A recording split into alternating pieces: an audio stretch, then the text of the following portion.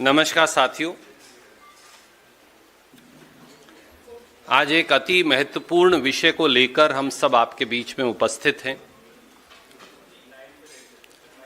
देश हित गिरवी रखकर व्यापार समझौता नहीं हो सकता।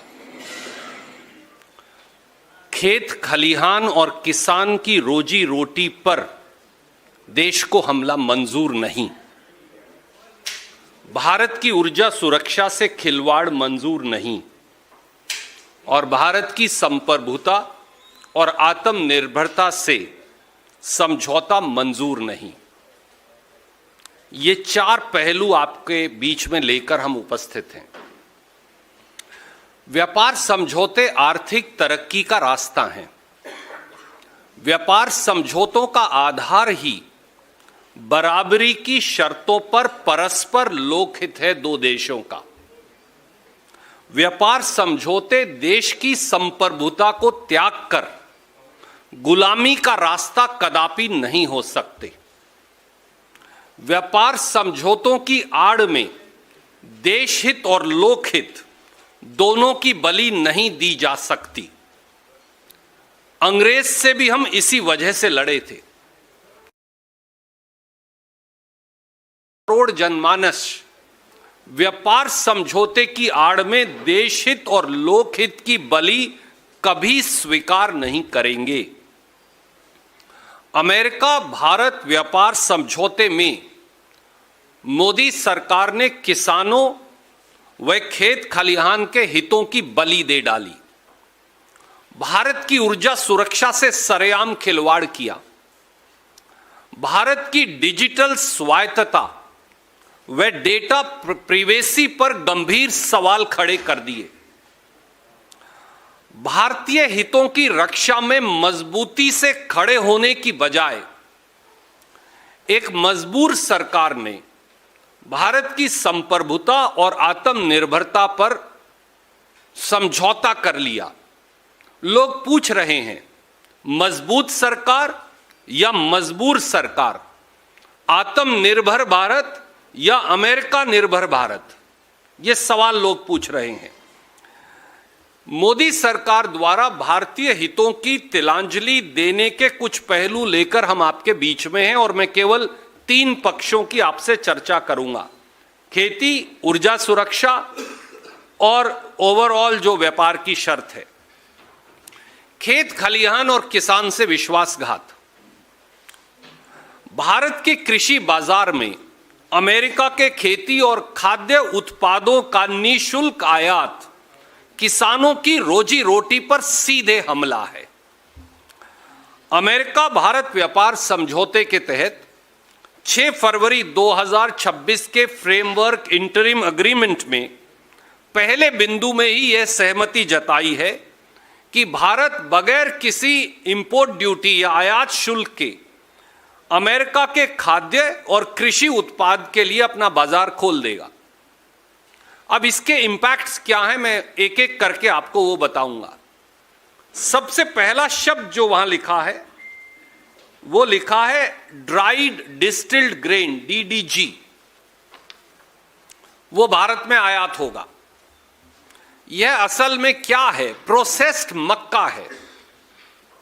ड्राइड डिस्टिल्ड ग्रेन प्रोसेस्ड मक्का है।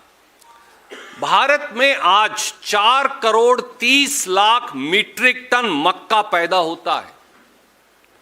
यह कहां पैदा होगा? कर्नाटक, मध्य प्रदेश, महाराष्ट्र, राजस्थान, उत्तर प्रदेश, बिहार, तेलंगाना, गुजरात, कुछ पोर्शंस ऑफ हरियाणा और पंजाब, यानी लगभग आधे से अधिक भारत में। तो इसके विपरीत भारत में 4 करोड़ 30 लाख मीट्रिक टन सालाना मक्का हम पैदा करते हैं। हम अपनी जरूरत का सारा मक्का पैदा करते हैं। America 42 crore 50 lakh metric ton मक्का पैदा करता है। हम 4 करोड़ 30 लाख मीट्रिक टन, वो 42 करोड़ 50 लाख मीट्रिक टन। स्वाभाविक है उन्हें अपना मक्का बेचने के लिए भारत जैसा बड़ा बाजार चाहिए। सवाल बड़ा सीधा है, अगर अमेरिका ड्यूटी फ्री यानी शुल्क रहित मक्का हिंदुस्तान के बाजार में बेचेगा तो आधे भारत का किसान क्या करेगा, उसका क्या हाल हश्र होगा। व्यापार समझौते के पहले बिंदु में दूसरा शब्द लिखा हुआ है, लाल ज्वार का आयात। ज्वार अक्सर लाल ही है हमारे, तो उस पूरे क्षेत्र में पीला या काला नहीं होता, शायद उनको समझ नहीं है, ज्वार ही बोलते हैं हम उसे। अमेरिका से ज्वार का आयात खोलने बारे सहमति। भारत का ज्वार उत्पादन इस साल 52 लाख मीट्रिक टन है। 52 लाख मीट्रिक टन ज्वार कहां पैदा होता है? महाराष्ट्र, राजस्थान, कर्नाटक, उत्तर प्रदेश, मध्य प्रदेश, गुजरात, यानी central India to west India, सारे भारत के अंदर ज्वार पैदा होगा। थोड़ा थोड़ा ज्वार पैदा इधर भी हो जाएगा। एक पोर्शन में हरियाणा के, राजस्थान के साथ लगते, थोड़ा सा पंजाब में। अमेरिका कितना ज्वार पैदा करता है? इस साल उन्होंने 87 लाख मीट्रिक टन ज्वार पैदा किया, जिसकी वहां खपत नहीं है। तो बाजार किसका चाहिए? भारत का। सवाल यह है कि अगर अमेरिका का ड्यूटी फ्री ज्वार, आयात शुल्क रहित ज्वार भारत में बिकेगा, तो भारत का ज्वार कहां जाएगा? हम तो अपनी जरूरत का सारा ज्वार पैदा कर रहे हैं। तीसरा शब्द क्या लिखा है उसमें? सोयाबीन ऑयल, पहले बिंदु में ही लिखा है। उसका आयात भी अमेरिका से भारत में खोल दिया जाएगा। भारत का सालाना सोयाबीन उत्पादन कई गुना बढ़ गया पिछले सालों में। इतना बढ़ गया कि हम बहुत कम आयात करने लगे सोयाबीन। 1 लाख 1.5 लाख टन हुआ पीछे, तो मैंने चेक किया 1,53,000 मीट्रिक टन हुआ। हम पैदा करते हैं 153 लाख मीट्रिक टन, जो 2024-25 में हमने पैदा किया। इस साल 160-65 तक भी पहुंचेगा, पर 153 लाख मीट्रिक टन हमने पैदा किया। पैदा कहां होगा सोयाबीन? सबसे ज्यादा बिहार, मध्य प्रदेश, महाराष्ट्र, राजस्थान, कर्नाटक, थोड़ा सा आंध्र प्रदेश, थोड़ा सा गुजरात, थोड़ा थोड़ा सब प्रांतों में भी है। तो फिर कहां है? मध्य भारत, वेस्टर्न इंडिया, थोड़ा सा साउदर्न इंडिया।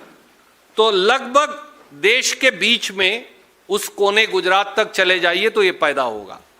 अब सवाल यह है कि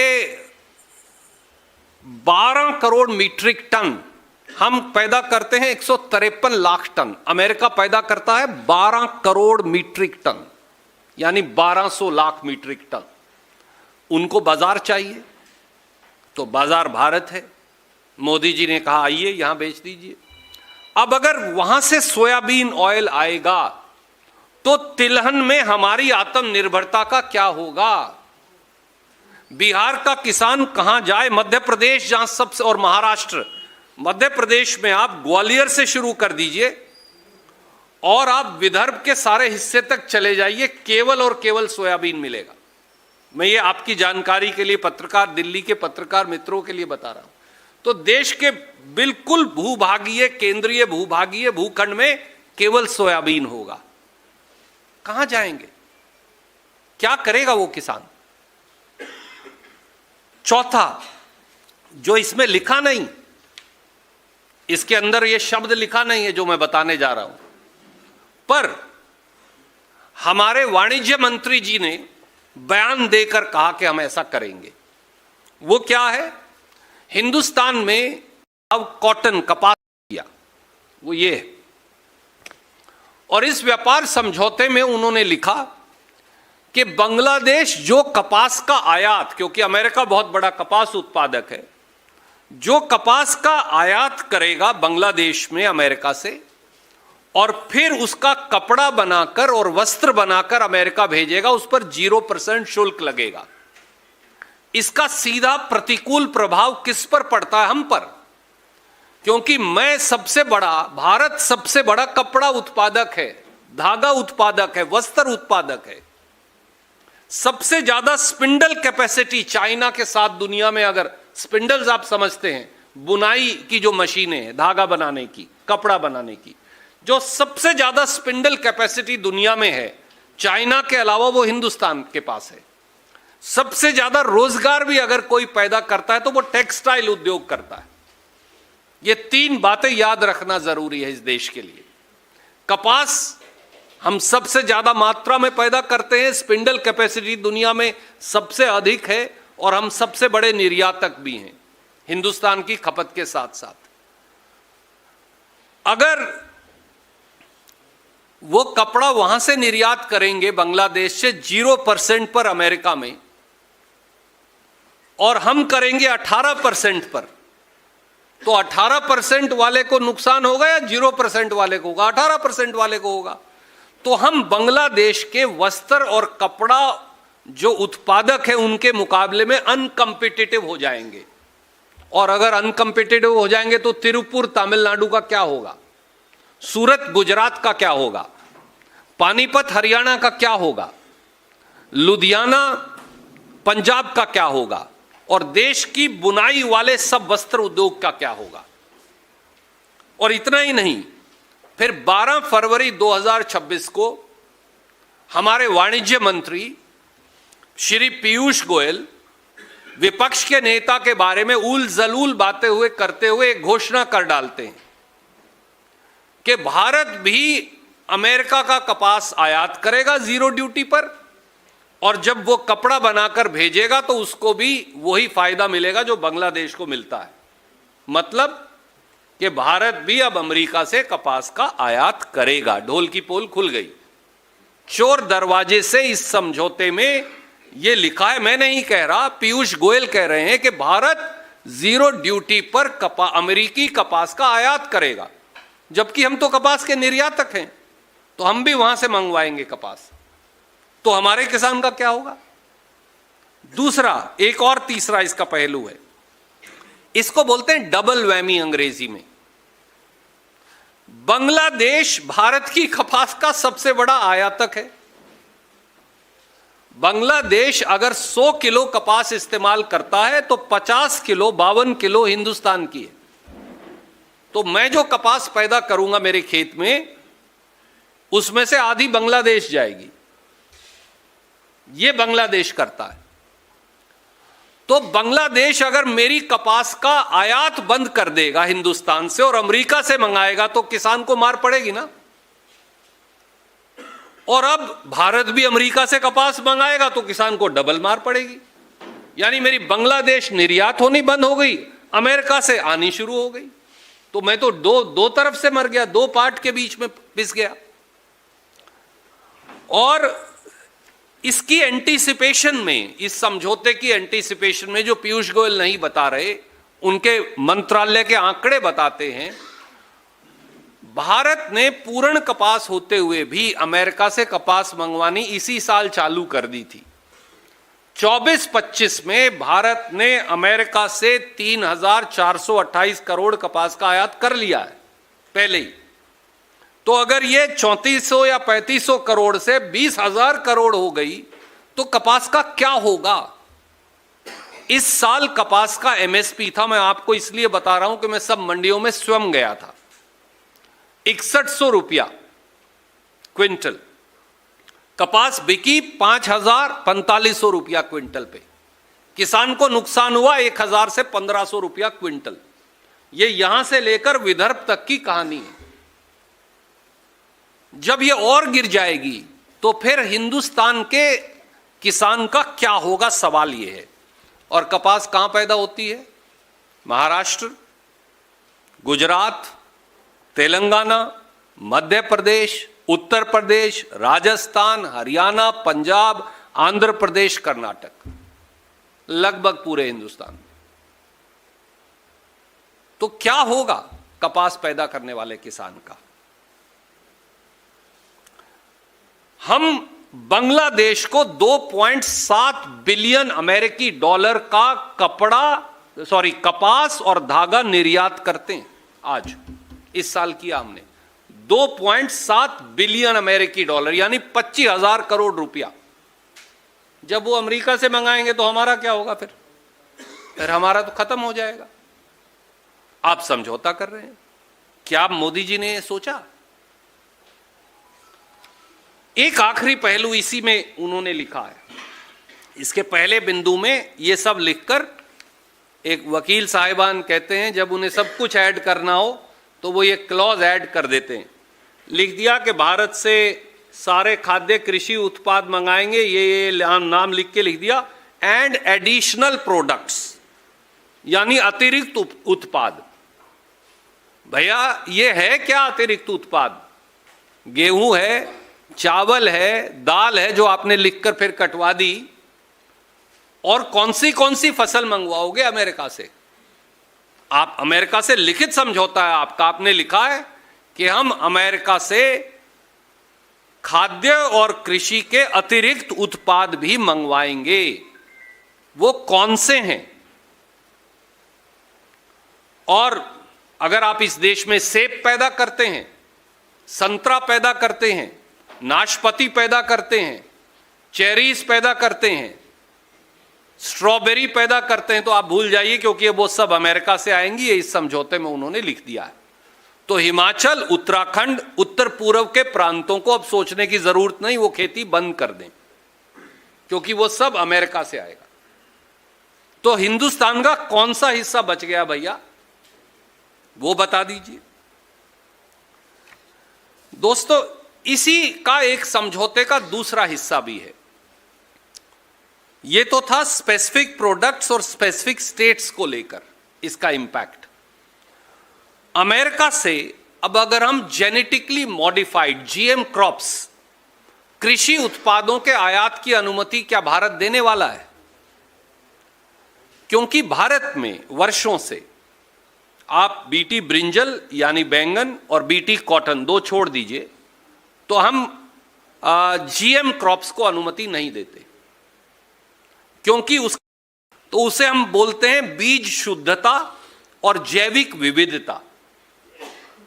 हम उसको करप्ट नहीं होने देते, इसलिए हम दूसरे मुल्क से बीज और GM crops, genetically modified crops नहीं आने देते। पर अगर भारत में प्रोसेस्ड मक्का आएगा, जो मैं नहीं कह रहा, मोदी जी ने यहां लिखा है, अगर भारत में सोरगम यानी ज्वार आएगा, अगर भारत में सोयाबीन आएगा, अगर भारत में सब तरह के फल आएंगे, अगर भारत में अतिरिक्त उत्पाद भी आएंगे, तो फिर मेरी प्रोडक्ट्स की जैविक विविधता और बीज की शुद्धता कैसे बच पाएगी? तो क्या पिछले दरवाजे से इस व्यापार समझौते में हिंदुस्तान में अब जीएम क्रॉप्स खोल दिए गए हैं? क्योंकि साफ शब्दों से तो यही प्रतीत होता है। तीसरा हिस्सा, व्यापार समझौते में नॉन ट्रेड बैरियर्स को हटा देंगे। यह इसकी क्लॉज 5 की आखिरी 3 लाइन में यहां लिखा है, ये लिखा हुआ है, recognising the importance of working together to resolve long standing concern, India also agrees to address long-standing non-tariff barriers to the trade in US food and agricultural products. तो खाद्य उत्पाद और कृषि दोनों के नॉन टैरिफ ट्रेड बैरियर हटाएंगे। ये है क्या? ये है सब्सिडी और जीएम क्रॉप्स के आयात पर प्रतिबंध।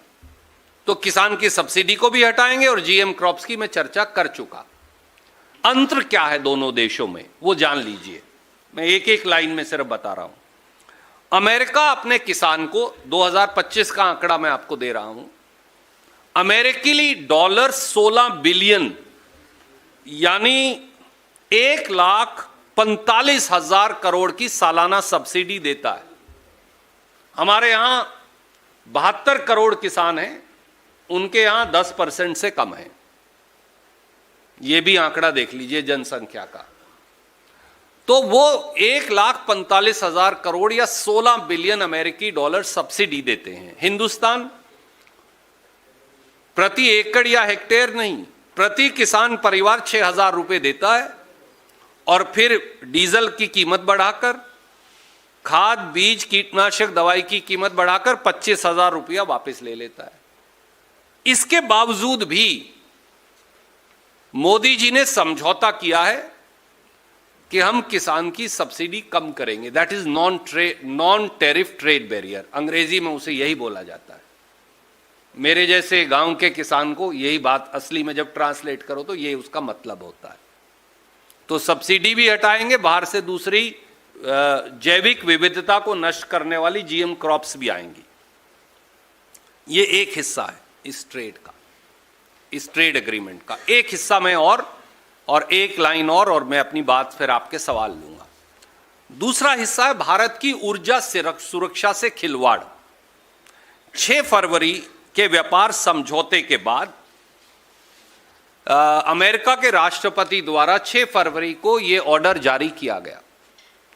इस ऑर्डर में यह लिखा, इसे एग्जीक्यूटिव ऑर्डर व्हाइट हाउस से इशू होता है, कि भारत ने अब वादा किया है सशर्त कि वो रूस का तेल नहीं खरीदेगा, कच्चा तेल। और अगर भारत ने खरीदा तो अमेरिका भारत पर निगरानी रखेगा, और उस निगरानी में अगर ये लगा भारत ने प्रत्यक्ष या परोक्ष रूप से, यानी ये प्रत्यक्ष है आप परोक्ष, दाएं या बाएं से भी अगर रूस से कच्चा तेल खरीद लिया तो वो सारी टैरिफ और पेनल्टी दोबारा लगा देगा। 14 फरवरी 2026 को म्यूनिक सिक्योरिटी कॉन्फ्रेंस में अमेरिका के विदेश मंत्री मार्को रूबियो ने फिर अंतर्राष्ट्रीय पटल पर कहा कि यह वादा है और यह सशर्त है, यानी शर्त यह है कि यह सारा समझौता तब करेंगे जब आप रूस से कच्चा तेल नहीं खरीदोगे। यह शर्त है, भारत बंद करेगा। पहले ही मई 2024 में अमेरिका ईरान से भारत तेल नहीं खरीदेगा, यह पाबंदी लगा चुका है। ईरान से हम रुपयों के आधार पर तेल खरीदते थे, डॉलर में हमारा तेल व्यापार नहीं था, जस्ट आपकी जानकारी के लिए, क्योंकि हमारा पैसा बचता था उसमें। तो अब क्या नतीजा है, हम देश 40% तेल हम रूस से खरीदते हैं कच्चा तेल, 11% ईरान से खरीदते हैं। ईरान से मई 2024 में बंद कर दिया, अमेरिका ने कहा खरीद नहीं सकते, मोदी जी ने कहा हां जी नहीं खरीदेंगे। अब समझौता कर लिया, शर्त लगा दी कि ये रूस से भी नहीं खरीदोगे, तो उन्होंने कहा हां जी नहीं खरीदेंगे। तो 52% तेल की जो जरूरत है हिंदुस्तान की, अब नहीं खरीदेंगे हम।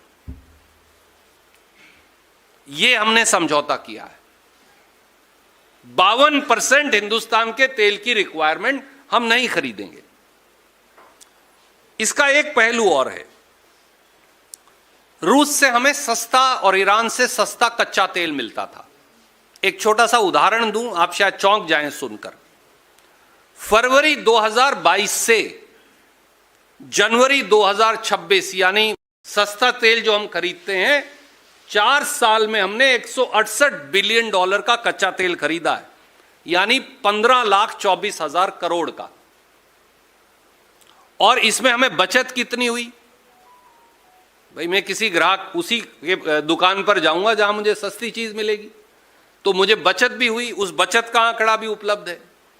हमें बचत हुई 20 बिलियन अमेरिकी डॉलर की, यानी 1,81,000 करोड़ की हिंदुस्तान को बचत हुई सस्ता तेल रूस से खरीदने से। अब शर्त क्या है, ईरान से सस्ता तेल नहीं खरीदोगे, 11% जो आपकी रिक्वायरमेंट का, रूस से नहीं खरीदोगे जो 40% है। उनसे मिला के लगभग हम 2.5 लाख करोड़ बचाते थे, वो नहीं तुम बचत करोगे। अब किससे खरीदोगे? अमेरिका से खरीदोगे, और वेनेजुएला जिस पे अमेरिका ने अभी सरकार का तख्ता पलट किया, वहां से खरीदोगे। कोई बात नहीं, हम वहां से खरीद लेंगे। रेट उनकी मर्जी का होगा, सस्ता रेट नहीं होगा। या तो मैच कर दें, कम से कम मैच ही करवा लीजिए कि हम जिस रेट पे रूस से खरीद रहे हैं और ईरान से, भैया आप बेच दो, हम तो आपसे ले लेंगे, हमें तो लेना ही है, इंपोर्ट तो करना ही है। पर वो भी नहीं करेंगे। तो मेरा ये बात सीधा सीधा सवाल है, क्या ये भारत की आत्मनिर्भरता के साथ खिलवाड़ नहीं है? और एक छोटा सा तीसरा पहलू है, वो शायद अभी तक आपके संज्ञान में नहीं आया। व्यापार समझौते में अमेरिका से 5 साल में $500 बिलियन यानी 45 लाख करोड़ का सामान खरीदने की पाबंदी, जरूरियात, क्या यह राष्ट्रहित हो सकता है? देखिए, आज के दिन हमारा उनसे क्या व्यापार है अमेरिका से? 2024 का आंकड़ा सामने है। 24 में हमने अमेरिका को 81 बिलियन अमेरिकी डॉलर का निर्यात किया और उनसे हमने 43 बिलियन अमेरिकी डॉलर का आयात किया। तो हमारा ट्रेड सरप्लस है 38 बिलियन डॉलर का उनसे। ठीक है सर। 13 फरवरी 2025 को मोदी जी अमेरिका गए। वहां जब वो गए तो उन्होंने एक साझा बयान जारी किया। ये है, वो व्हाइट हाउस की वेबसाइट पे भी लगा है, हम भी भेज देंगे, मेरी कुलीग भेज देंगे अगर आप कहेंगे तो। उसमें उन्होंने क्या लिखा था और आज क्या कर दिया। 13 फरवरी 2026 से 25 से 6 फरवरी 2026 यानी एक साल में क्या हुआ, उसकी क्लॉज 7 जरूर पढ़िएगा। उसमें उन्होंने लिखा, अमेरिकी राष्ट्रपति और मोदी जी ने संयुक्त बयान जारी किया और कहा, दोनों देश परस्पर व्यापार $500 बिलियन तक ले जाएंगे। परस्पर तो ये होता है मैं इनका फोन ले लूं, ये मेरा फोन ले लें, तो ही तो परस्पर व्यापार हुआ। परस्पर व्यापार के तो यही मायने होते हैं। पर अब क्या है, 6 फरवरी को कहा, इसे दरकिनार कर दिया। मोदी जी के खुद के समझौते को उन्होंने, वो अपनी भी नहीं मानते कई बार, जब देश हित को दरकिनार करने की बात आए तो वो खुद की बात भी नहीं मानते। अब ये कहा कि भारत 500 बिलियन अमेरिकी डॉलर यानी 9 लाख करोड़ हर साल, 9 5 45 लाख करोड़ का अमेरिकी सामान खरीदेगा। जब दो देशों के समझौते होते हैं तो वो परस्पर सम्मान और लोकहित पर होते हैं, जबरदस्ती पर नहीं होते कि भैया ये लेना ही है तुझे वरना देख लूंगा मैं तुझे, ऐसा नहीं है। पर यह समझौता तो ऐसा ही है कि आपको $500 बिलियन खरीदना ही है और वो भी 5 ही साल में खरीदना है। यानी 9 लाख करोड़ का कोई सामान खरीद के लाओ, लाना ही पड़ेगा इस दुकान से। मैंने तो ऐसा कस्टमर और ऐसा दुकानदार देखा नहीं कोई। आपने देखा हो तो जरूर बताइएगा, जो कहे नहीं भैया हर साल 9 लाख करोड़ का तुझे लेना है और बदले में तुम अपना कृषि बाजार भी खोल देंगे। सवाल यह है कि यह व्यापार समझौता बराबरी के आधार पे है या जबरदस्ती के आधार पे है? तो देश जवाब मांगता है। प्रधानमंत्री जी को हम केवल भारतीय राष्ट्रीय कांग्रेस की ओर से यही कहेंगे।